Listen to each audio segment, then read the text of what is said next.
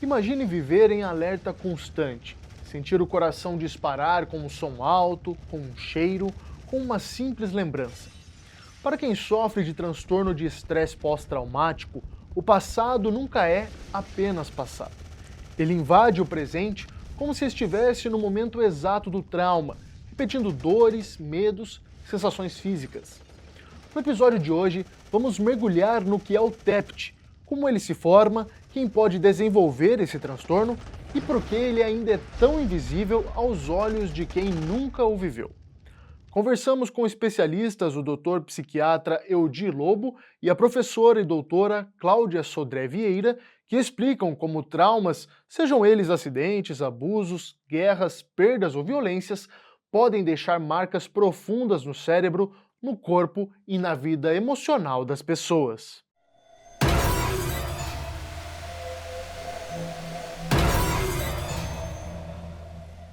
O transtorno de estresse pós-traumático é um transtorno que tem uma característica bem específica, que é o que desencadeia, que é uma situação traumática, né? O que seria uma situação traumática? Seria algum evento, é um fato mesmo que ocorre, não é uma coisa que a pessoa imagina, não é um fato, né? Então a gente diz até com data marcada, né? Ou com data certa, e que ocorre a partir daquele acontecimento, a pessoa começa a desenvolver sintomas. Então, às vezes, alguns sintomas do transtorno de estresse pós-traumático podem aparecer em outras patologias, em outros transtornos. Mas o que vai diferenciar, que é o mais marcante, é o fato desencadeante, né? Por isso que tem esse nome pós-traumático, né? Porque é alguma coisa que acontece depois de um evento muito intenso e significativo do ponto de vista de ameaça à vida, né, ou da pessoa testemunhar coisas muito violentas. A pessoa passa a vivenciar o adoecimento psiquiátrico depois que esteve numa situação de risco de morte ou que presenciou outra ou outras pessoas nesta situação, em que, a partir dali, passa a ter lembranças frequentes daquela situação e com lembranças muito sofridas, com reações físicas, como, por exemplo, boca seca, falta de ar, sensações de formigamentos, de anestesia, dor de barriga, e que fica extremamente sensível aos estímulos ambientais, de modo que, por qualquer som, qualquer mudança na iluminação ou qualquer outra questão diferente que acontece, tem o que nós chamamos de reação de sobressalto, ou seja, reações desproporcionais físicas, como se fosse ou mesmo sendo um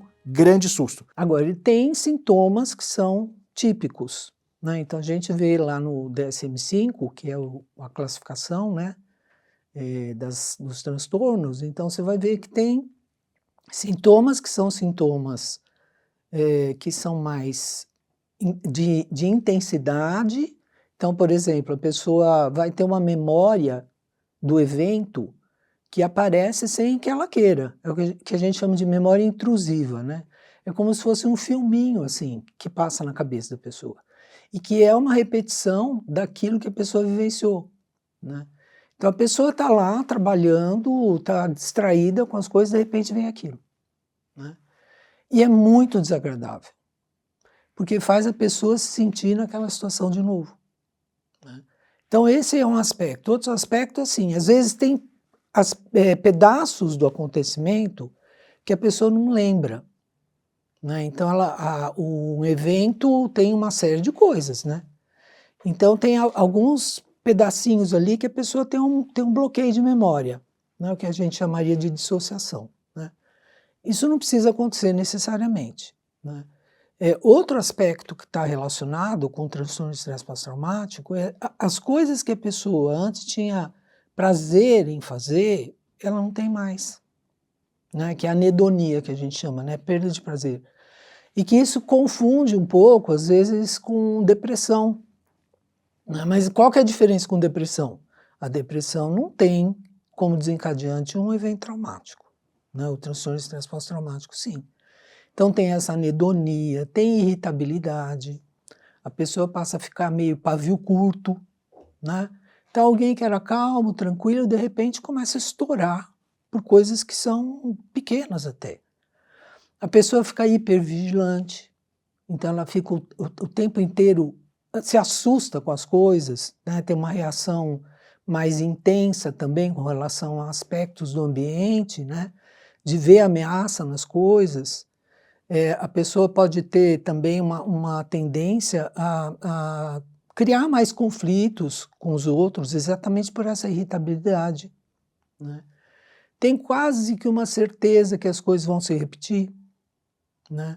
Tem reações fisiológicas, né? Aquelas que estão relacionadas com a ansiedade mesmo, né? A genética em psiquiatria, saúde e doença mental, ela é muito complexa porque os resultados são de combinações multigênicas. O que já se sabe que quando o indivíduo tem um dos seus ascendentes, ou o pai ou a mãe, com histórico de transtorno de estresse pós-traumático, ele tem uma vulnerabilidade, uma probabilidade maior de desenvolver essa situação diante de situações de riscos.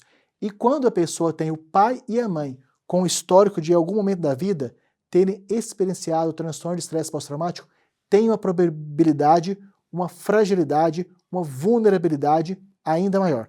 Portanto, o fator genético, ele é um elemento não causador, mas de vulnerabilidade, mas de aumento da possibilidade de desencadear essa situação, esse adoecimento, esse diagnóstico. Quando a gente vive alguma coisa intensa, não precisa ser um trauma, né? Mas quando a gente vive alguma coisa intensa, a gente fica lembrando, né?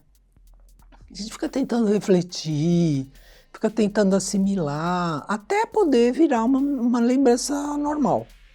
Só que no transtorno de estresse pós-traumático, esse processo falha.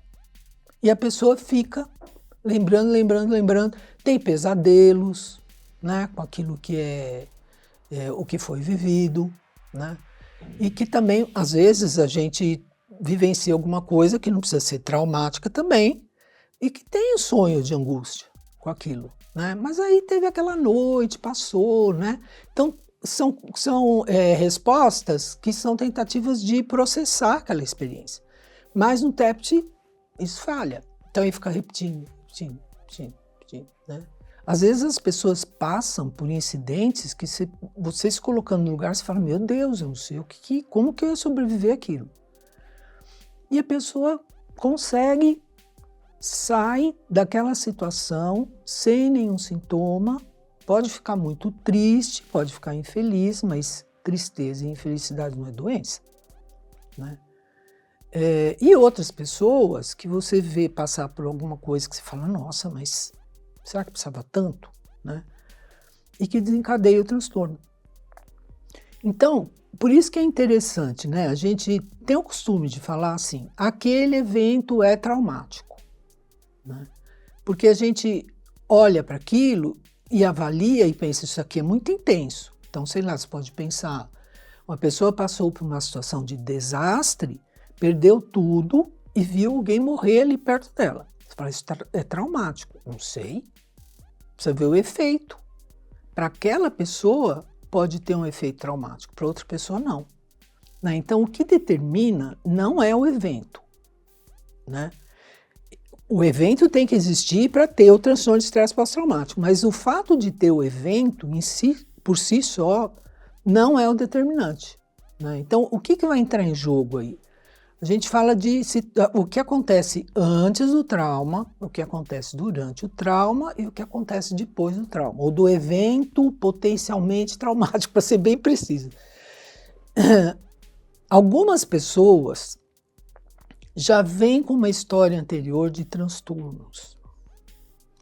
Então, por exemplo, a pessoa pode ter uma depressão, a pessoa pode ter transtorno de pânico, a pessoa pode ter um transtorno de personalidade borderline, ou qualquer outro transtorno que a gente possa pensar, que está exigindo daquela pessoa um esforço de adaptação.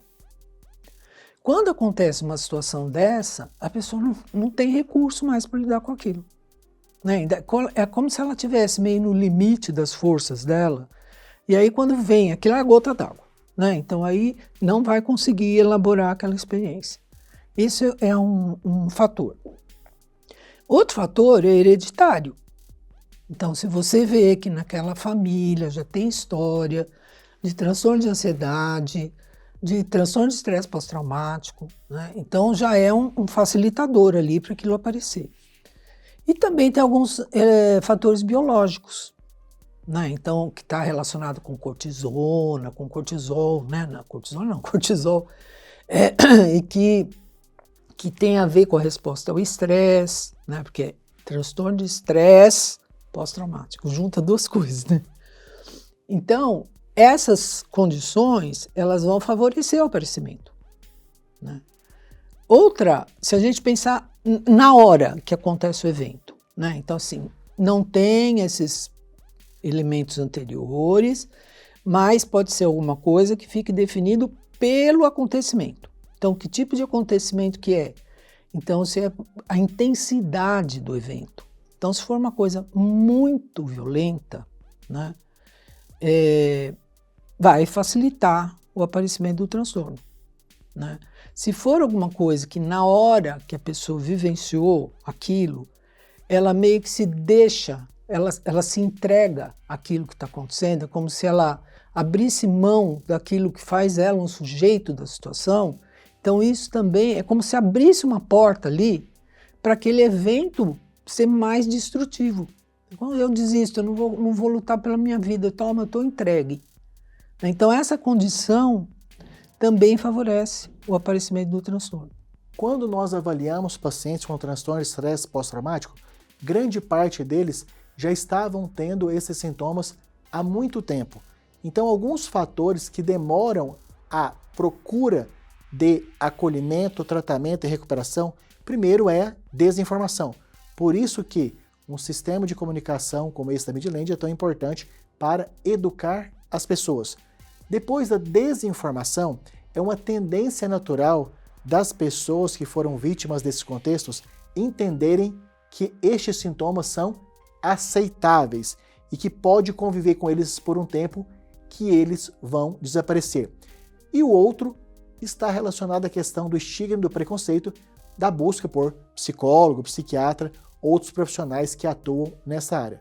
Portanto, as explicações mais comuns para as pessoas demorarem em procurar assistência, acolhimento, tratamento, recuperação, reabilitação do transtorno de estresse pós-traumático é desinformação, sensação de que vai ter a resolução de maneira espontânea e o preconceito, por entender que é uma revelação de fragilidade, o que não é pertinente. Ou seja, transtorno de estresse pós-traumático é uma doença, é um diagnóstico médico, assim como câncer, assim como uma fratura, hipertensão, diabetes. Quando eu comecei a estudar o TEPT, eu me perguntava por que as pessoas não iam procurar ajuda depois que elas eram informadas a respeito do que era o TEPT. A gente fazia muita palestra, ia em muitos lugares para informar, para falar, olha, isso aqui é o transtorno de estresse pós-traumático, né? E as pessoas ou nem iam à palestra, né? Ou não iam procurar ajuda. Então, uma primeira ideia assim, que vinha para a gente é uma coisa meio cultural, né? Que seria reconhecer que você é frágil, né? E que dá um pouco de vergonha, então que você teria que lidar com isso, não quer mostrar vulnerabilidade. É uma resposta possível, mas eu acabei me convencendo que o que faz mais sentido é que é um sintoma do TEPT. Por quê? Porque uma das coisas que a pessoa procura fazer, que são sintomas de evitação, é exatamente procurar evitar o máximo possível entrar em contato com qualquer coisa que lembre o trauma. Porque qualquer coisa que lembre o trauma faz desencadear outros sintomas. Então o sofrimento é muito intenso. Então a pessoa não quer olhar para aquilo, não quer falar naquilo, a coisa que ela menos quer é chegar lá numa terapia e começar a contar o que aconteceu com ela. porque ela revive. No caso do transtorno de estresse pós-traumático, nas formas graves, o principal impacto é laborativo, é para o trabalho, ou seja, gera afastamento do trabalho, geralmente acima de um mês. O outro impacto é o isolamento social pelo temor, pavor, medo extremo de se expor socialmente e voltar a ter a mesma situação de ameaça ou risco. E uma preocupação muito grande que nós temos e motivo pelo qual nós sempre queremos informar, divulgar que o tratamento deve ser o mais rápido e precoce possível depois do início dos sintomas, é da pessoa se automedicar da pior maneira possível. A pior automedicação para qualquer doença, especialmente para o transtorno de estresse pós-traumático, é o álcool, porque ele traz uma falsa sensação de relaxamento, melhora, dificuldade do sono reduzida, irritabilidade diminuída, mas esta questão pode inclusive ter um agravamento no médio e longo prazo, passando a desenvolver a comorbidade de transtorno de estresse pós-traumático mais alcoolismo. E para os indivíduos que usavam substâncias psicoativas, como cigarro, maconha, cocaína ou medicamentos calmantes e que desenvolvem o transtorno de estresse pós-traumático, a probabilidade é dos usos dessas substâncias se intensificarem, levando a condições extremas, como por exemplo de overdose, suicídio, morte espontânea, parada cardíaca e, em muitas situações, a necessidade de internação para um tratamento mais intensivo. Transtorno de estresse pós-traumático pode desenvolver também comorbidades, adoecimentos físicos concomitantes, como por exemplo, mudança da pressão arterial, intensificação de dores corporais, dificuldade de estabilização de diabetes. Portanto, é um tipo de adoecimento que, apesar de estar na categoria dos adoecimentos mentais, é considerado um adoecimento sistêmico, ou seja, porque repercute além da parte psíquica, com tristeza, desânimo, medo, pavor, alterações do sono, com sonhos daquela temática, também mudanças físicas como dores de cabeça, dores no corpo, sensação de formigamento, percepção de dormências, mudança do padrão de pressão, diabetes, colesterol e outras funções. Além dessas situações de ameaça à vida, né, que elas são mais evidentes, tem algumas situações que elas também podem desencadear, né? Às vezes um luto, né, a gente fala em luto traumático, porque como que acontece isso? É uma perda inesperada ou uma perda violenta, né? Às vezes é uma perda inesperada, né, e a pessoa desencadeia esses sintomas, né? Algumas situações que significam uma ameaça para aquela pessoa, né, uma ameaça importante, pode desencadear. O mais comum são essas situações mais violentas mesmo, né? Mas a gente chega a falar, talvez precise mais pesquisa aí, né? Mas a gente chega a falar até de algumas situações, por exemplo, uma traição, e que a pessoa desenvolve alguns sintomas parecidos com o do TEPT, sabe? Então fica aquela memória intrusiva, né? Que a pessoa fica lembrando, pensando, né? E que pode ter sido uma coisa que a pessoa sentiu que aquilo era uma ameaça à integridade dela, né? Integridade psíquica, né? Não a vida, né? Mas, em geral, não se faz, não é tão comum se ver um diagnóstico de TEPT nessas situações, né? Mas eu não descartaria, né? Porque isso depende muito de como a pessoa processa aquela situação, né? Se ela sentir como uma coisa que ameaça a integridade dela como pessoa, não precisa ser a vida, né? Mas a integridade, a organização dela, psíquica, aquilo também pode ter um efeito traumático, né? Um dos sintomas que estão relacionados ao TEPT é como uma pessoa responde a determinados elementos que se ligam associativamente ao evento traumático, ou que são muito parecidos mesmo com o evento traumático. Então, por exemplo, sensações físicas, opressão, por exemplo, né? Se a pessoa ficou, né, num estupro, por exemplo, não conseguia respirar, né? Às vezes fica só essa sensação presa ali, né? Ou se a pessoa, de repente, ouve uma música, que a música estava acontecendo quando estava tocando, quando o evento aconteceu, então quando ela ouvia aquela música, aquilo vai ativar a resposta do TEPT, né? Às vezes é um odor, né? Um perfume, alguma coisa assim. Às vezes a pessoa olha e vê um tênis igual do bandido que ameaçou. Ela vai desencadear, né? Eu tive um caso de uma pessoa que ela não podia ouvir rádio, na época rádio, né? Não podia ouvir rádio, porque na hora que as coisas aconteceram, ela estava ouvindo rádio. Então ela não podia ouvir rádio na casa dela, não podia, porque aquilo era o suficiente para ela ficar muito mal, né? Então, isso também é que vai acontecendo, né, no TEPT, que são vários elementos que estão presentes na cena. E esses elementos podem ser desencadeadores de intenso sofrimento. E quando a pessoa começa a evitar essas coisas, que isso é um dos sintomas do TEPT também, então ela pode ir se tornando cada vez mais limitada. Então ela pode começar a não querer mais sair na rua, ela pode começar a ficar com medo de fazer determinadas coisas que antes ela fazia super bem, né? Vai se fechando o cerco em torno dela cada vez maior, porque ela tem um medo muito grande de que se repita o evento e de que ela entre em contato com elementos que façam ela reviver o trauma. Uma parcela importante de pessoas com transtorno de estresse pós-traumático vão precisar de afastamento do trabalho de médio prazo, ou seja, de 1 a 6 meses. Ou seja, é um tipo de adoecimento que causa um impacto previdenciário muito importante. Por quê?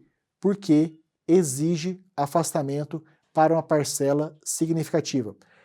E poucas são as vezes que gera aposentadoria, mas muitas vezes a pessoa fica parcialmente incapacitada e que precisa ser readaptada na função para um trabalho menos complexo.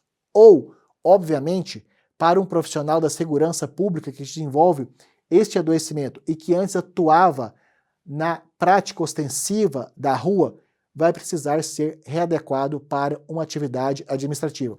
Um motorista, um segurança de carro forte que passa por um contexto de risco iminente de morte, também, em várias e várias vezes, não mais conseguirá exercer aquela atividade, tendo necessidade de mudá-lo, por exemplo, para uma atividade de serviço administrativo que não envolva a exposição e a manipulação de armas. Quando a gente pensa no tempo para desenvolver o TEPT, né, como que isso é para cada pessoa, se teria um tempo padrão, ou se é uma coisa muito variável, né? Tem um diagnóstico que é transtorno de estresse agudo, que se considera assim, até um mês do evento, se a pessoa tiver sintomas, ela não é diagnosticada com transtorno de estresse pós-traumático, transtorno de estresse agudo. Porque se espera que depois de um mês aquilo vai se regular e a pessoa não vai desenvolver o TEPT, né? Então, isso quer dizer que pode aparecer imediatamente os sintomas, mas eles não são diagnosticados como TEPT, né? Eu tenho algumas críticas com relação a isso, porque é muito comum a pessoa apresentar esses sintomas e continuar e ter o TEPT, né? Uma linha de continuidade. Então, não sei se faz muito sentido fazer essa divisão aí de um mês, né? Mas pode acontecer da pessoa desenvolver, eu já li casos na literatura mesmo, eu já vi casos na literatura de aparecer 4 anos depois, né? Isso não é muito incomum com acidente de carro, acidente de trânsito, né? Então a pessoa passa por um acidente de trânsito importante, com danos, ou às vezes com morte de alguém, e ela não desenvolve transtorno. 4 anos depois ela dá uma batidinha, pronto, aparece o TEPT, né? Então é como se fosse uma coisa que está ali sendo mantida de uma maneira instável. Quando vem algo que se assemelha com aquela situação anterior, aparece o TEPT, né? Pode aparecer 6 meses depois, né? Então é uma faixa assim que é bem variável, mas em geral aparece logo em seguida mesmo, né? Tem reações que são reações normais, né? Por isso que tem um pouco o TEPT agudo, né? Mas tem algumas coisas que o tempo é mais curto até. Nos 3 primeiros dias, se a pessoa apresentar sintomas, é normal, você nem diagnostica, né? Porque o evento é uma coisa tão intensa que você vai ter uma resposta intensa também, mas dentro de uma resposta adaptativa. Então, tudo aquilo que que o TEPT traz como um transtorno, que é como eu falei, muitas coisas são tentativas de regular, que falham. Então, quando isso aparece nos 3 primeiros dias, a pessoa regula e aí pronto, não tem o transtorno. Quando nós tratamos o transtorno de estresse pós-traumático puro, na sua forma clássica, as lembranças, os medos, os pavores, os sonhos são especificamente daquele fato. Agora, o que alguns pesquisadores colocam que algumas pessoas vivenciam o transtorno de estresse pós-traumático de uma forma subclínica, ou seja, com sintomas mais simples, menos graves, menos sofridos, que algumas vezes nem reconhecem conscientemente. E nessas situações, apesar de não ter este adoecimento específico, mas deixa a pessoa mais vulnerável, com a maior probabilidade de desenvolver outros adoecimentos mentais futuramente. Até porque na psiquiatria tem uma máxima que o principal fator de risco para a pessoa adoecer mentalmente é já ter outro adoecimento ou ter vivenciado o adoecimento sem ser reconhecido. Algumas abordagens têm uma eficácia grande com o TEPT, né? O MDR é uma delas, TCC, né? E outras abordagens que lidam que facilitam a elaboração desses estímulos todos, né? O princípio do EMDR é que, através de movimentos oculares, a assimilação da memória traumática é facilitada. É como se você ajudasse a ter uma comunicação melhor entre o hemisfério direito do cérebro e o hemisfério esquerdo do cérebro. Tá? Por que isso é importante? Porque se a gente pensar o trauma como sendo alguma coisa, quase como se fosse uma coisa radioativa no cérebro da gente ou na mente da gente, né? E que ele vai criando em torno de si uma série de associações que levam ao sofrimento, à repetição do trauma. Então, o que a pessoa fica tentando fazer? Bloquear, bloquear, bloquear, bloquear, bloquear, bloquear, né? O que o EMDR faz é criar condições que isso vá criando uma facilitação com outros estímulos que não são ameaçadores. Então é como se abrisse um pouco esse nó ali e propiciasse a criação de outras associações, outras sinapses, para que o trauma pudesse escoar sem ter um efeito tão danoso. Então é como se fosse uma coisa assim. Se a gente pensar, a maior parte dos trabalhos com o TEPT, eles seguem um pouco esse princípio, né?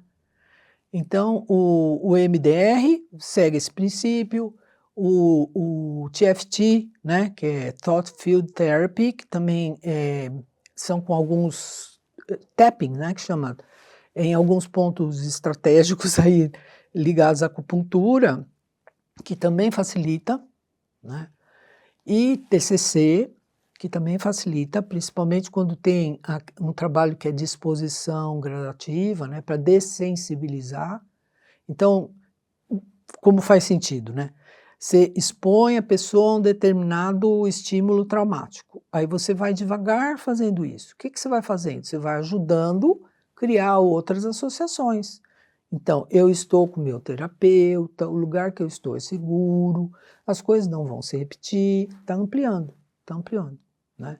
Só que a pessoa não consegue fazer isso sozinha, por isso que precisa da terapia. Transtorno de estresse pós-traumático tem várias modalidades de tratamento. Quando os sintomas são de intensidade leve, ou seja, que não atrapalha e nem limita a pessoa para ter relações sociais, trabalhar e executar as tarefas do dia a dia, as psicoterapias são absolutamente suficientes para a resolução. E esta é uma população de pacientes que beneficia-se muito de tratamentos em grupoterapia, que tem uma grande vantagem, ou seja, de um baixo custo. O mesmo terapeuta fazer ao mesmo tempo a abordagem de uma grande quantidade de pessoas que possam ter resultado positivo. Quando os sintomas são de intensidade moderada, ou seja, que causam um nível de prejuízo, limitação, mas que não impede a pessoa de exercer as suas atividades, geralmente, além da psicoterapia, há necessidade, ainda que em curto prazo, do uso de medicações, especialmente da classe dos antidepressivos, porque antidepressivos tratam também sintomas ansiosos e transtorno de estresse pós-traumático é uma das doenças de característica ansiosa. E quando o indivíduo tem um quadro severo que leva, por exemplo, ao afastamento do trabalho pela Previdência Social, especialmente em situações de acidente de trabalho. Por exemplo, motoristas e profissionais da segurança de carro forte, quando são submetidos a assalto muito grave, com trocas de tiros, ou mesmo em policiais. Existe, então, uma manifestação de transtorno de estresse pós-traumático em intensidade extrema. Nessas situações, impreterivelmente, nós temos que associar psicoterapia e medicamentos de médio e longo prazo. Ou seja, o tratamento do transtorno de estresse pós-traumático sempre inclui psicoterapia e acrescenta-se medicamentos a depender da gravidade. E assim, muito cedo eu descobri que não dá para tratar a TEPT com a psicanálise clássica. Você não vai pôr a pessoa deitada num divã para associar, né? Não tem como fazer isso. Mas uma parte dos sintomas que tem relação com o TEPT, por exemplo, a culpa, a mudança nas crenças, a pessoa começa a achar que o mundo não vale a pena, que não dá para confiar em ninguém, que não existe segurança no mundo. Então, antes ela podia ter um olhar completamente diferente para as pessoas e para o mundo, né? A ideia de que ela é capaz, de que ela tem condições, de que o mundo tem gente boa também, né? Depois do trauma vira esse outro olhar muito negativo, né? E muito catastrófico. Então, as terapias que trabalham com isso também favorecem essa parte do TEPT. Não favorecem essa coisa mais da repetição, né? Que tem a ver com uma hiperativação, que tem a ver com estresse também. Então, as terapias da fala só não ajudam muito isso. A não ser que seja a fala contar várias vezes o que aconteceu. Mas isso é muito sofrido, né? Porque a pessoa conta várias vezes, ela está sentindo de novo aquilo. Então ela tem que ter alguma estrutura para conseguir suportar. Algumas pessoas não têm. Então por isso que se fazem esses outros trabalhos, como o EMDR, que a pessoa não tem que contar, né? Então existem várias maneiras de trabalhar com o transtorno de estresse pós-traumático. O que tem mais pesquisa é o TCC e o EMDR, né? E uma coisa também que eu acho que é importante acrescentar aí é o TEPT, ele tem um prognóstico bom. Mas o maior problema do TEPT é a comorbidade. Então, se você não trata o TEPT, você deixa aquela pessoa suscetível, e muito mais suscetível que os outros, a desenvolver outros transtornos. A depressão é uma. 50% das pessoas que têm TEPT desenvolvem depressão também. É muito, né? Então, tratar o TEPT é preventivo. Você evita que esses outros transtornos, abuso de substância, também é super comum, né, ter associado TEPT e abuso de substância. Familiares e amigos de pessoas que tenham sintomas semelhantes ou que caracterizam o transtorno de estresse pós-traumático, primeiro é acolhendo, no sentido de que qualquer ser humano está passível de ter esse adoecimento, assim como qualquer pessoa tem a probabilidade de ter uma fratura, uma pneumonia, câncer ou qualquer outro adoecimento. Então, o primeiro é acolhimento, que ter esse tipo de sintomatologia não é demonstração de fragilidade, não é demonstração de frescura, não é demonstração de preguiça. Além de fazer o acolhimento, uma outra ação muito digna por parte das pessoas no relacionamento com esses pacientes é de facilitarem o encaminhamento. Como, por exemplo, a maior parte da população brasileira faz o uso do SUS, do Sistema Único de Saúde. E no Brasil, felizmente, nós temos uma rede muito grande no Sistema Único de Saúde para prestar serviços de assistência em saúde mental, que são os CAPs, Centro de Atenção Psicossocial. Então, a maioria das pessoas do Brasil tem a possibilidade de serem acolhidas, tratadas e recuperadas nos centros de atenção psicossocial. A outra parcela da população tem planos de saúde, medicina suplementar. Também todos os planos de saúde têm profissionais altamente capacitados. E em situações específicas, especialmente quando tem comorbidade, transtorno de estresse pós-traumático, por exemplo, mais alcoolismo, aí tem também a possibilidade real de tratar em clínicas particulares de reabilitação. A pessoa passou por um evento intenso. Não precisa esperar um mês para ver se ela vai desenvolver TEPT ou não. Se ela for acolhida, se ela fizer algumas sessões de terapia, se pode prevenir o aparecimento dos sintomas do TEPT, o aparecimento do transtorno, né? Então, o trabalho de prevenção é muito importante. E quando o TEPT já está instaurado, e às vezes ele fica por anos, né? Como ele vai desenvolver comorbidade, e são várias comorbidades, então, quanto antes se tratar o transtorno de estresse pós-traumático, menor é o risco de desenvolver outras comorbidades, né? Então, acho que tem que ter uma coisa das pessoas olharem para aquelas que estão sofrendo com TEPT com mais compreensão e compaixão, porque elas precisam de ajuda, não é porque elas são fracas, né? Mas porque aquilo que elas estão vivendo está além da capacidade delas de elaborar. E quem está nessa situação precisa de ajuda, sozinho não vai conseguir. Traumas podem acontecer em segundos, mas suas consequências, muitas vezes, duram anos ou até uma vida inteira.